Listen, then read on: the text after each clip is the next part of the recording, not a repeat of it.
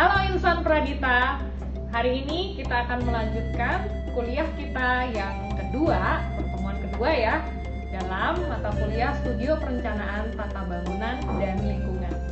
Nah, hari ini seperti biasa kita bertiga, ada Pak Andi Muhammad Hasan. Halo. Dan ada Pak Randy Akbar. Halo. Dan saya sendiri, Ibu Lydia Ayu, akan menjelaskan tentang tema Studio Perencanaan Tata Bangunan dan Lingkungan kita kali ini, yaitu Urban Wildlife. Urban Wildlife ya. Menarik ini ya. Sebuah isu-isu yang mungkin jarang ya dibahas di beberapa pertemuan terkait. Oh, cuman sebelum masuk nih, Bu Dayu, saya mau tanya-tanya nih sedikit terkait dengan wildlife sendiri ya. Kalau urban kan ya semua pasti sudah tahu ya. Saya rasa teman-teman di rumah ataupun di kampus juga sudah paham. Kota.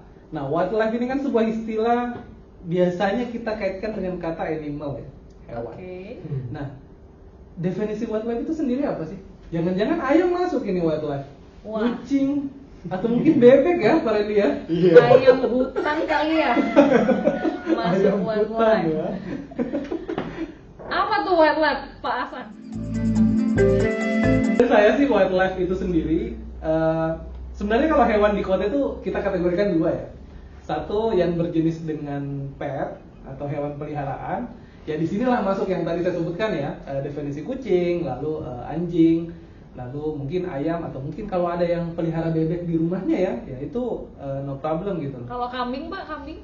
Kalau kambing juga nggak apa-apa sih Bu sebenarnya. Yang penting tahan dengan baunya ya. Oke. Jadi kambing bisa dipet ya, Pak ya? Bisa. Kambing kan termasuk hewan yang diternakan ya. Oke. Nah, selain itu ada yang kategorinya hewan liar. Nah, hewan liar itu seperti misalnya burung. Oke. Burung ini burung-burungan ya Pak. Jadi jangan Burungnya nggak di kandang ya? Iya, burung yang nggak di kandang. Seperti merpati yang nggak di kandang, terus Oke. burung gereja gitu kan. Lalu mungkin hewan-hewan liar yang lain dan mungkin contohnya seperti lebah, laba-laba, kelelawar atau pun hewan-hewan seperti misalnya ular yang biasanya kita temukan juga ya. Tidak menutup kemungkinan kita temukan di kota, seperti itu sih. Jadi memang cukup menarik ini membahas bagaimana perannya manusia yang hidup berdampingan dengan hewan liar ya, kalau kita bisa definisikan wildlife itu sendiri ya. Oke. Nah, sebelum ke situ, kira-kira kenapa sih mahasiswa urban planning itu harus tahu tentang wildlife, Pak Randy? Karena mungkin ini ya menurut saya kita kan sebagai manusia makhluk hidup kan berdampingan ya dengan hewan. Karena seperti yang kita tahu flora, fauna dan manusia termasuk dalam kategori makhluk hidup ya. Jadi dengan seiringnya waktu mungkin harus saling berdampingan gitu ya. Dalam artian kita sebagai manusia mungkin harus berbagi ruang mungkin ya sama flora dan fauna dalam artian tadi wildlife di sini. Nah, saya sepakat tuh dengan kata Pak Randy. Saya sih teringatnya cerita tentang lebah ya. Lebah itu binatang kecil yang memang hidupnya liar sebenarnya, tapi ternyata punya dampak banyak gitu ke dalam kehidupan kita ya. Lebah. Karena kan lebah itu kan hewan penyerbuk ya Bu. Iya. Nah, seperti misalnya pemanis pemanis madu misalnya, ataupun misalnya beberapa buah-buahan bahkan butuh yang namanya hewan penyerbuk itu. Ya bisa dibayangkan ya kalau tanpa buah misalnya terong ataupun misalnya timun ataupun misalnya beberapa sayur mayur yang memang perlu pembuahan tapi nggak ada hewan lebah, ya bisa memakan apa kita? Nggak mungkin kan kita cuma makan nasi tanpa lauk seperti itu kan? Agak cukup menarik. Makanya hewan wildlife ini harus bisa juga kita akomodasi ruangnya, yang terkadang dalam perencanaan itu yang kadang dilupakan seperti itu. Bukan dilupakan ya, atau dikesampingkan ya, menurut saya. Berarti ini ya, kalau nggak ada lebah kita nggak akan menemukan diversifikasi makanan gitu ya Pak Iya, ya? betul. Kita makannya itu aja kali ya, nggak menarik gitu ya. Padahal komposisi gizi di tubuh kita kan butuh komposisi makanan yang beragam juga ya. Betul. Jadi kalau nggak ada lebah, punah dong kita. Betul. Iya. Makanya perlu itu. Kalau mungkin nggak ada nyamuk juga mungkin. Kalau nggak ada nyamuk nggak ada ikan mungkin ya. Iya kali ya, benar juga. Pak Randy tuh kayaknya yang punya ikan lele ya. Oh iya. Jadi momok sebenarnya yang saya agennya karena beberapa manusia memang menjadi antipati ya terhadap hewan-hewan buas itu, walaupun mereka kadang memiliki peran di kita ya, sehingga pengembangan, pembangunan, nah itu kadang yang melupakan mereka gitu. Kita akhirnya mengambil rumahnya, padahal nanti mereka datang ke rumah kita, padahal mungkin di situ dulu rumah mereka gitu. Contohnya kelelawar. Ya kalau contoh paling dekat sih di rumah saya ya. Rumah saya kadang kelelawar masih masuk gitu. Mungkin dimakan juga nggak sih? enggak. Oh, Enggak. Jangan sampai virus-virus yang dulu itu muncul lagi ya. Oh, oke. Apa itu Pak? Agak menakutkan juga. Kenapa tuh Pak kelelawar? Nah, kelelawar kan sebenarnya dia istilahnya tuh hewan pengendali hama ya. Karena kan kalau kelelawar itu dia tuh makannya serangga-serangga yang justru memakan tumbuhan-tumbuhan di area perkebunan gitu. Sehingga dia juga bisa menjadi kontrol sebenarnya. Sama halnya dengan ular. Ular itu kan kalau banyak mungkin agak menakutkan ya. Cuman kalau sedikit ya dan bisa dikontrol ya itu akan menjadi hama pengendali tikus kan. Bayangkan berapa banyak sawah yang dimakan istilahnya tanaman padi yang rusak karena hawa tikus itu, dan hawa tikus itu bisa dikendalikan oleh ular. Ular bisa dikendalikan oleh berang-berang seperti itu kan. Kalau saya dari informasi yang saya dapatkan ya, jadi sebenarnya kita bisa hidup berdampingan asalkan terkontrol saja dan jangan dikesampingkan. Kalau menurut saya sih seperti itu ya. Jadi mungkin intinya kayak ada proses rantai makanan gitu lah ya. Dalam artian ada semacam hubungan gitu ya. Iya. Tentang hewan-hewan tersebut.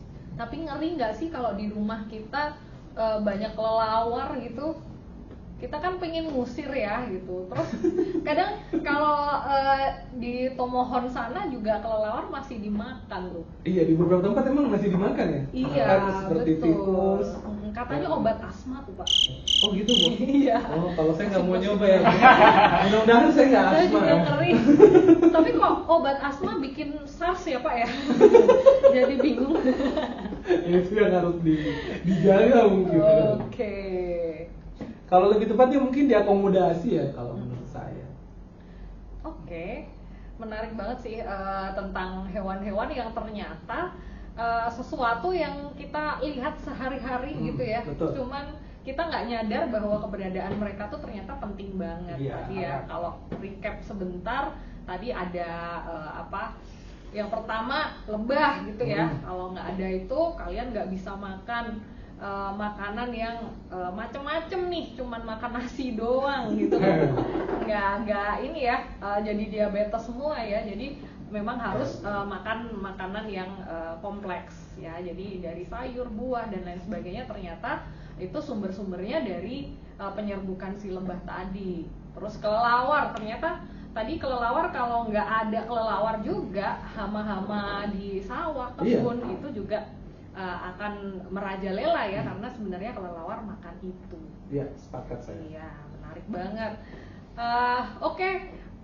Teman-teman udah dapat gambaran ya kira-kira seperti apa sih wildlife dan hewan-hewan seperti apa yang tergolong dalam wildlife itu sendiri.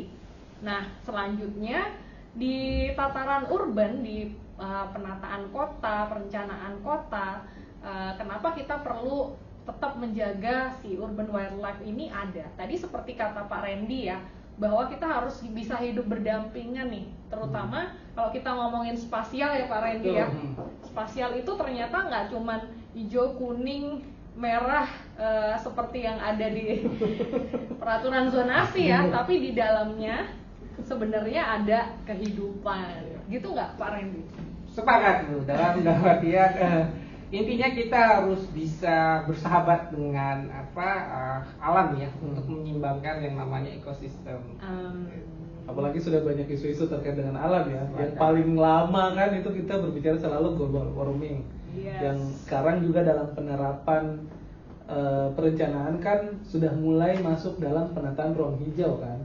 Di peraturan kita sudah muncul yang namanya koefisien dasar hijau. Lalu beberapa perencanaan desain detail itu sudah mulai bagaimana merancang jalur hijau, itu kan sebenarnya sudah dalam proses ke sana gitu. Cuman memang kita sekedar mengingatkan saja bahwa yang hidup di kota tuh bukan cuma kita gitu loh. Ada hewan-hewan yang awalnya tuh mungkin ini adalah rumah mereka kan, yang kita dengan serta-merta menggusur ataupun mengusir, mungkin secara tidak sengaja mungkin, cuman ya perlu juga kita akomodasi. Karena kan agak lucu juga ya kalau di depan rumah kita tiba-tiba ada tupai, ketawa-ketawa gitu. Ketawa dalam ketawanya tupai ya. Kalau tupai ketawanya kayak Pak Randy ya agak menakutkan juga. Nah, penerapannya dalam urban planning nih Budai, yang mungkin perlu digambarkan nih, seperti apa sih bentuknya kayak gitu. Oke, ya tadi sebenarnya udah ada contoh-contoh ya masalah yang terjadi kalau kita mau bikin kebijakan itu kan kita selalu mulai dari masalah ya, masalahnya apa sih gitu. Nah, contoh-contoh kasus yang lagi heboh itu misalnya yang seperti gajah di Lampung. Dia kan gajah itu memorinya, otaknya bahkan lebih gede ya daripada kita. Dia punya memorabilia yang lengkap banget. Terus dia mengingat setiap jalan yang dia pernah lewati, sumber-sumber makanan yang pernah dia lewati.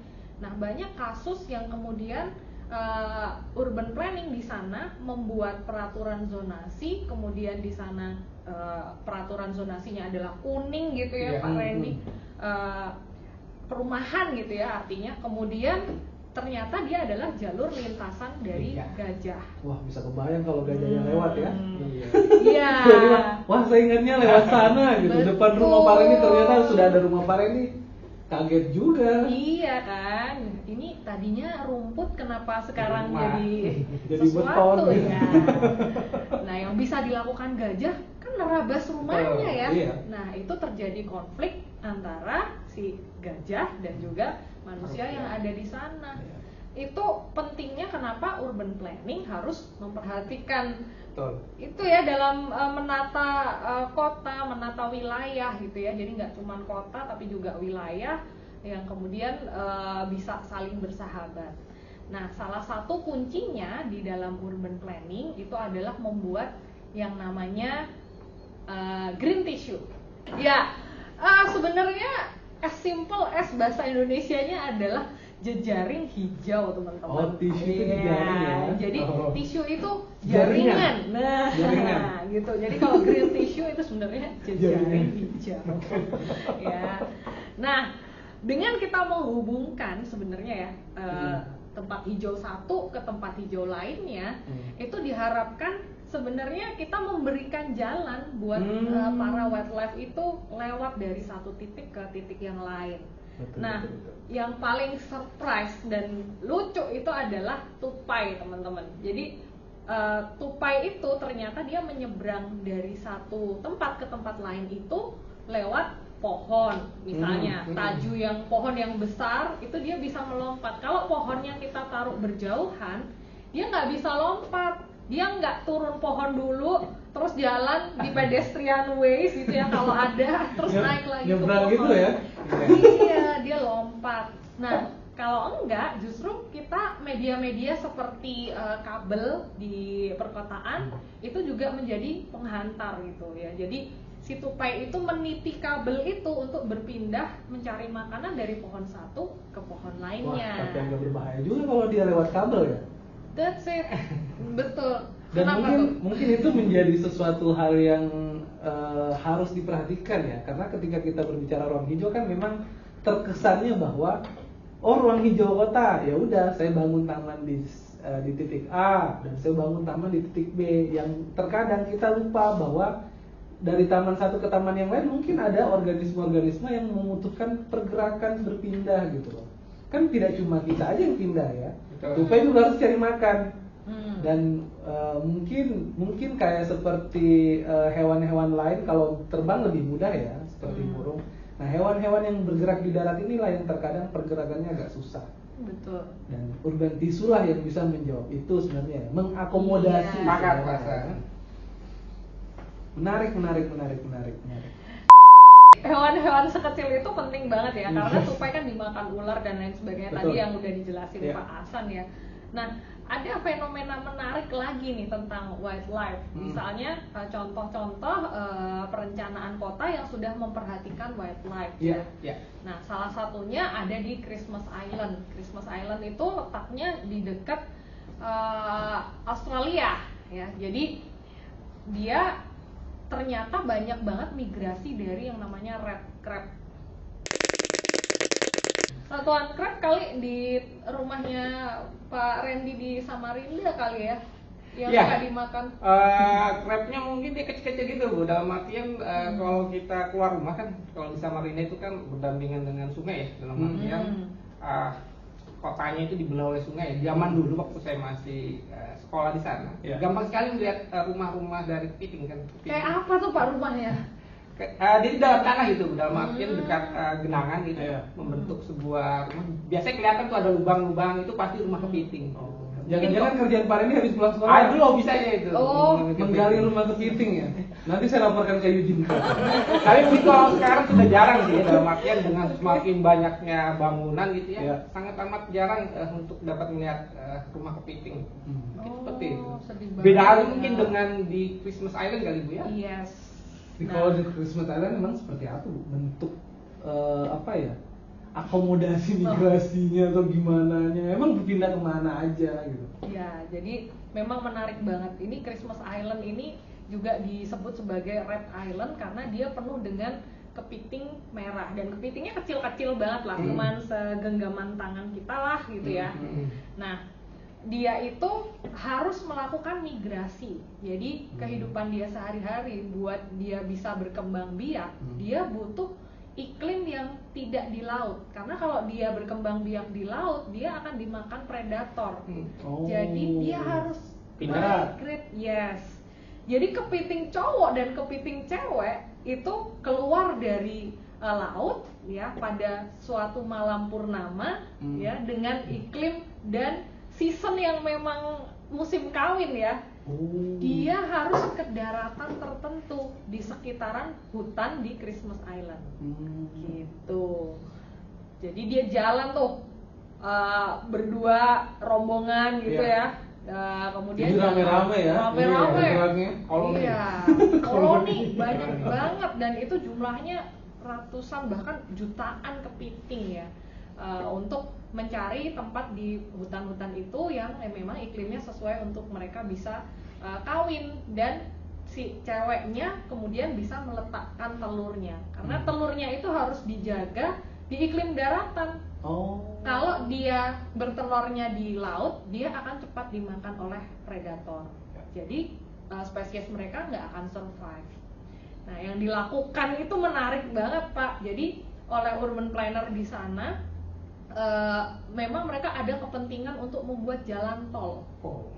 Oke. Jalan tol ya. Ya, Kan- sesuatu hal yang menjadi tren juga itu ya. Betul, itu Highway. adalah infrastruktur yang besar, dan yang namanya tol, highway. Kalau Pak Hasan ahli transport nih, kan nggak boleh terhambat ya Pak. Iya. Masa ada kepiting nyebrang terus Tol. di tol berhenti dulu gitu kan, nggak lucu banget ya. Nah, jadi akhirnya oleh pemerintah setempat di sana dibuatlah jembatan khusus untuk red crab di atas jalan tolnya. Ya. Iya. Dan saya teringat juga sih, berbicara migrasi kan memang migrasi itu tidak sebatas hewan kepiting ya. Bahkan beberapa hewan seperti misalnya mungkin rusa ataupun hewan-hewan lainnya itu juga kadang melakukan migrasi kan. Betul. Ya, Pak Randy aja migrasi gitu. Migrasi dari Samarinda ke Serpong, Serpong ke Samarinda lagi kan migrasi berarti kan. Iya. Nah. Cari apa sih Pak? Nah, yang pernah saya dengar juga memang adalah karena hewan-hewan itu migrasi, sehingga di beberapa jalan yang sifatnya itu highway ataupun misalnya jalan biasa ya dengan kecepatan yang lebih tinggi, akhirnya memang dibuatkan jembatan-jembatan khusus buat mereka untuk istilahnya agar Menghubungkan gitu ya, ya. menghubungkan sisi barat dan sisi timur agar migrasinya hewan juga tetap bisa migrasi, Iya. tapi pergerakan kita sebagai manusia juga tidak terganggu. Betul. Sungguh itu sebuah terobosan yang saya rasa sangat baik ya. Lalu juga beberapa isu juga terkait dengan migrasi ini agak meleset mungkin dari temanya. Cuman saya merasa harus digambarkan aja bahwa kita terkadang membatasi wilayah kita dengan pagar, daerah-daerah pagar.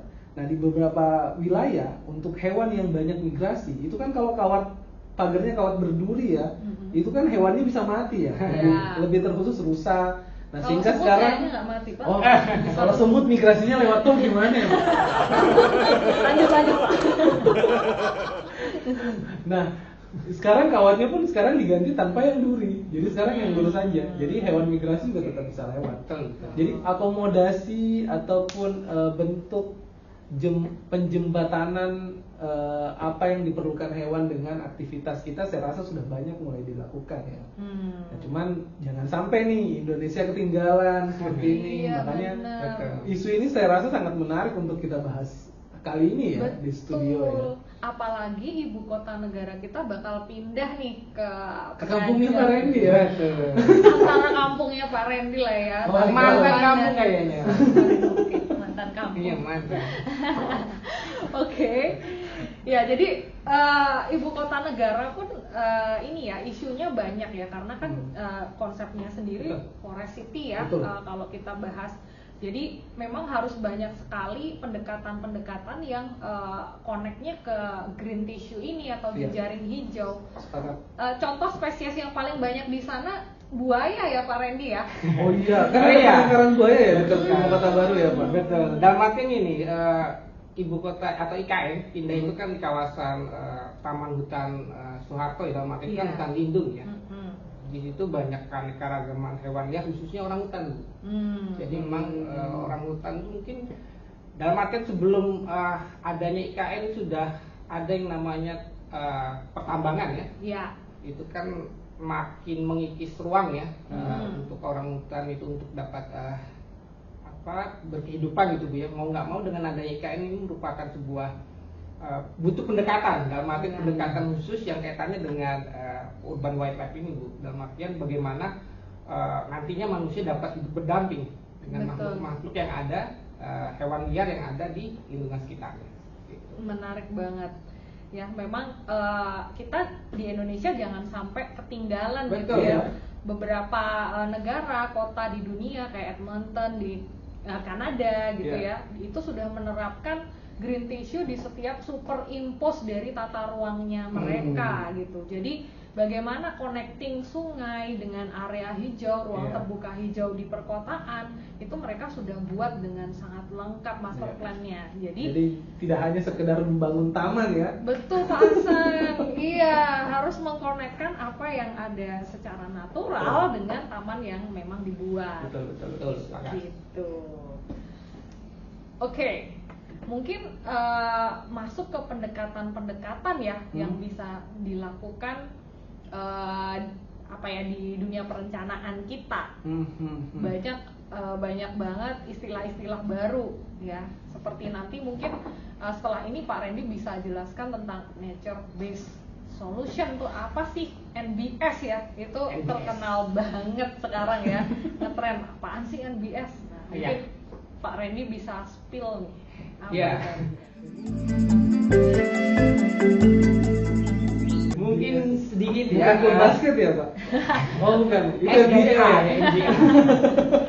Tadi mungkin sudah dijelaskan sedikit sama Ibu Dayu kalau NBS itu mungkin singkatan dari apa tadi Ibu Dayu? Nature based Solution. solution. Mungkin kalau di luar negeri itu kita banyak dapat melihat contoh-contoh ya best practice terkait NBS. Salah satunya ada di Singapura nih Bu. Dekat juga ya sama kita. Tetangga. Tetangga kita yang ternyata pemikirannya sudah jauh ke depan. Jauh ke depan. Ups. Dalam artian di Singapura itu ada sebuah project yang namanya Kalang River Project. Oke. Dalam artian Sungai Kalang itu merupakan salah satu sungai terpanjang di Singapura ya. Sungai Kalang itu mungkin kalau di Indonesia mungkin ya. Kalau ada sungai, sepadan sungai itu mungkin dimanfaatkan sama permukiman. Dalam artian nggak ada batas Iya, dalam iya, artian betul. langsung terbangun tuh Bu. Dalam arti kalau dengan menggunakan konsep NBS ini memanfaatkan sepadan sungai untuk istilahnya ruang tepatnya Iya. untuk hewan-hewan liar. Jadi Oke. bisa kayak tupai mungkin ya, Iya. bisa berdampingan tuh dengan manusia dalam artian. Kadang mereka minum air di Betul. sungainya juga ya Pak ya. Iya betul. Terus Gitu. apalagi Pak? Sebetulnya mungkin itu yang perlu kita contoh ya. Iya. Negara Indonesia kan dalam artian banyak ya sungai. Ya. Mungkin sungai menjadi salah satu potensi menurut saya yang belum kita manfaatkan untuk bisa meningkatkan keanekaragaman hewan ya atau Iya. tanaman gitu. Makin biasanya itu tadi kita di Indonesia ini mindsetnya masih berpikiran ruang sekecil apapun dimanfaatkan untuk istilahnya untuk tempat tinggal atau untuk lebih produktif gitu bahasanya gitu ya, tanpa memikirkan hewan-hewan atau tanaman atau tumbuhan gitu Bu ya. Dalam artian kita ini kan seperti yang ibu bapak tahu umur bumi ini sudah cukup tua gitu ya. Iya. Mungkin kita sudah harus balik berpikiran ke nature gitu Bu ya. Iya. Memikirkan alam gitu ya. Untuk melihat keberlanjutan seperti itu ya. Iya. Dalam artian hewan-hewan atau tanaman juga harus beriringan gitu Bu ya dengan kita seperti itu. Mulai mengembalikan keseimbangan ekologi ya. Iya. Yang tidak boleh dilepaskan itu. Kalau Betul sekali. dibiarkan terus, ya bisa-bisa nggak mungkin kan kita memakan uang seperti itu. Iya, jadi teman-teman fun fact-nya adalah Jakarta sendiri adalah ini ya komposisi atau provinsi yang sebenarnya kotanya yang paling kota Betul, ya. iya. Nah, Jakarta sendiri punya PR tujuan RT RW-nya adalah punya 30% ruang hijau ya. Itu mimpinya gede Itu sudah banget. mimpi yang besar ya. Yes. Dengan kondisi saat ini. Betul. Dan ternyata data yang tahun 2017 yang sudah pernah disurvei, ternyata kita cuman punya 7%. Yang ternyata di tahun 2021 waktu setelah RDTR dikaji ulang, kita cuman punya 5%. Jauh sekali Bu ya. Malah berkurang gitu Itu kan. berarti PR yang cukup besar ya. Betul. Masih ada 25% yang harus dikejar. Kalau mimpi itu betul-betul mau diwujudkan. Iya, makanya Jakarta melalui pergub yang baru ya 135 itu dia bahkan bilang mau menambahkan vertical garden tuh sebagai termasuk ini ya Solusi Bu ya. solusi untuk memenuhi koefisien dasar hijau atau ruang terbuka hijau publik ya di dalam perkotaan. Nah itu salah satunya sebenarnya dengan adanya kesempatan vertical garden untuk wildlife itu juga sangat menguntungkan ya. Kalau tadi Pak Randy cerita sungai gitu ya. Nah mungkin dari sungai Ciliwung gitu ya Pak ya bisa nyangkut ke bangunan-bangunan yang dihubungkan dengan vertical garden. Kemudian itu bisa menghubungkan mungkin spesies burung, kemudian tupai dan lain sebagainya ya dari jejaring-jejaring hijau yang tadi. Betul. Gitu. Apalagi nih yang perlu kita sampaikan ke teman-teman? Nah, beberapa kan sekarang kan pembangunan juga sudah mulai banyak ya berkaitan dengan alam. Misalnya ada pembangunan riverfront. Kayak misalnya paling awal sih kayak dulu di Singapura lagi ya. Kita pindah aja. Oh jangan ya. Kita jangan berkhianat. Pokoknya justru inilah PR kita untuk membangun Indonesia agar bisa lebih baik. Bisa lebih baik daripada Singapura. Singapura kan dulu sungainya kotor, lalu kumuh ya dulu ya, kotor, jorok, dan sekarang bahkan bisa dimanfaatkan pembangunannya juga mengarah akhirnya sekarang ke sungai, di depan sungai, yang sekarang akhirnya menjadi daya tarik tersendiri kan. Betul. Seperti itu. Jadi pembangunan riverfront, misalnya di California juga sama, mulai dikembangkan di mana alam itu sudah mulai jangan dilupakan, mulai diikut sertakan ke dalam aspek kehidupan kita sebenarnya, ekologinya. Jadi mungkin kegiatan-kegiatan yang dulu hilang ya. Dulu kan kita mesti ingat main di sungai kayak Pak Randy ya. Masih sempat itu pulang sekolah nyari-nyari di pinggir sungai. Untung nggak diculik buaya ya Pak. Iya. Ada nggak sih? Ada Pak. Di sana bahkan ada namanya buaya putih. Oh, gitu, bukan Pak. buaya darat ada nggak? Oh jangan. Karena saya nggak di air jadi bukan buaya. Oke. Jadi aktivitas-aktivitas di sungai yang mungkin diperbanyak ya budaya Iya. Pak Randy ya. Kayak gitu.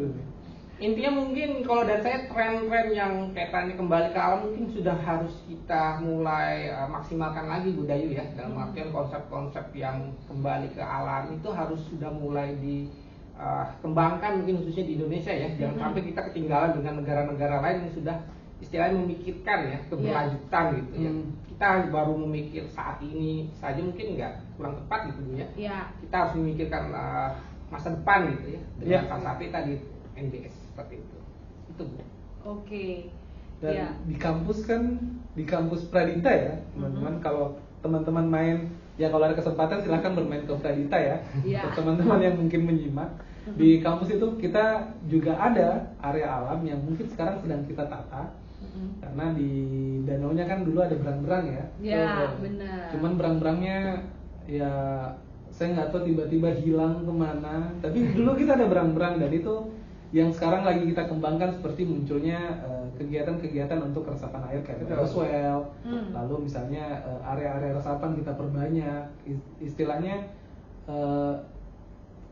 keseimbangan ekologi ini yang sedang kita galakan ataupun percepat ya, permasif, karena ketika ekosistem itu stabil antara area terbangun dengan area hijaunya ya, yang senang juga bukan hanya kita kan. Betul. Tapi hewan-hewan juga saya rasa yang terutama urban wildlife ini bisa kita akomodasi pergerakannya seperti itu.